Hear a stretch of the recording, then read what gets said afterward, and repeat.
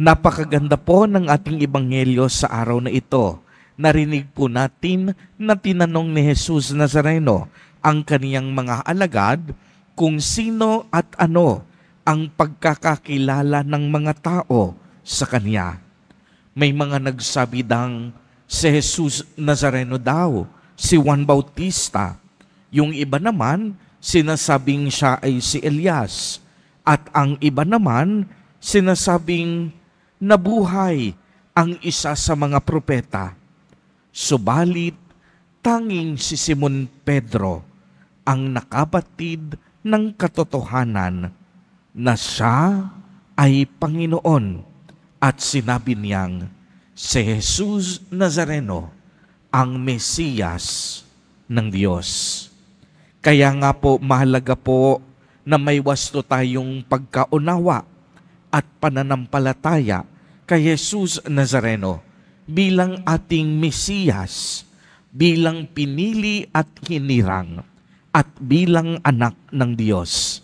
Nakilala ni Pedro ang mahal na poong Jesus Nazareno bilang tunay na Mesiyas at manunubos, hindi dahil magaling siya, hindi dahil matalino siya, hindi dahil sa sarili niyang lakas, kung hindi dahil may puso siyang laging nakikinig at pusong laging handang sumunod sa kalooban ng Diyos. Kaya nga sinabi ni Jesus Nazareno na ang naghayag ng katotohanan ito ay mismong ang Diyos Ama.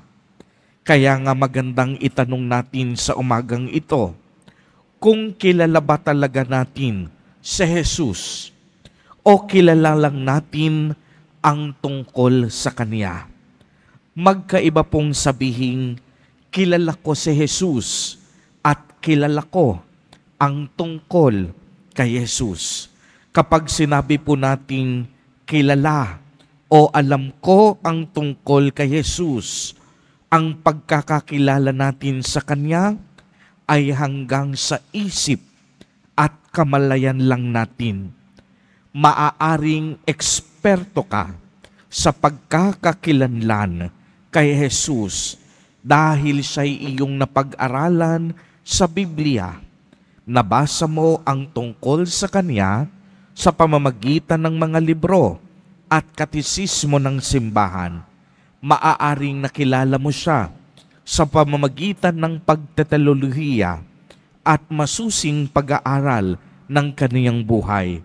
Ngunit sa bandang huli ay kilala mo lamang ang tungkol kay Jesus at ito ay nananatili sa isip mo lamang. Iba naman po ang sabihing kilala ko si Jesus bilang aking Panginoon, tagapagligtas, manunubos at kaibigan. Dito, ang ibig sabihin ng pagkakakilanlan mo kay Jesus ay dahil sa iyong karanasan at pakikipag-ugnayan sa Kanya.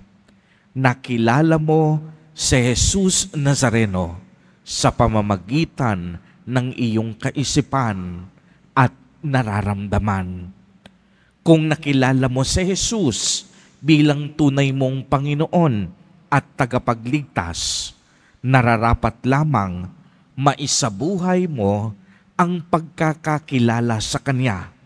Siya ay dapat nating sambahin at papurihan.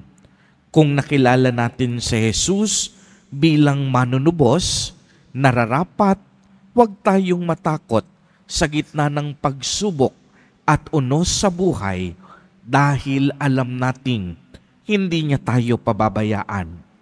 Kung nakilala natin si Jesus bilang ating kaibigan, nararapat lamang lagi natin siyang kausapin sa pamamagitan ng palagiang pagdarasal at pagdalo sa banal na Eucharistia. Kung kilala natin si Jesus, nararapat lamang masalamin sa ating buhay ang Ebanghelyo na kaniyang ipinapangaral. Kung kilala natin si Jesus, nararapat lamang sundin natin ang kaniyang mga yapak. Marunong tayo dapat magtiis, magsakripisyo at magmahal, hindi para sa ating sarili, kung hindi para sa kapakanan ng ibang tao at ng mga taong ating iniibig. Kung kilala natin si Jesus, nararapat lamang mabuhay tayo sa landas ng kabanalan. Mga kapatid kay Kristo at mga kadiboto, lagi po nating tatandaan na ang tunay na pagkilala kay Jesus ay hindi dapat manatiling hanggang sa isip lamang. Dapat dumaloy ito sa ating puso at tumagos sa ating mga kamay. Ang ibig sabihin po nito, ang pagkakakilala natin kay Jesus dapat makita din sa ating tamang pamumuhay, mabuting pakikipagkapwa-tao, sa kagandahan ng ating pag-uugali at sa ibayong pagmamahal sa Diyos Ama at sa kapwa, upang sa gayon ay masalamin sa ating mabubuting pagkilos at mapagmahal na gawa ang tunay na mukha ng ating mahal na Poong Jesus Nazareno, ang mukha ng pagmamahal, ang mukha ng awa at habag.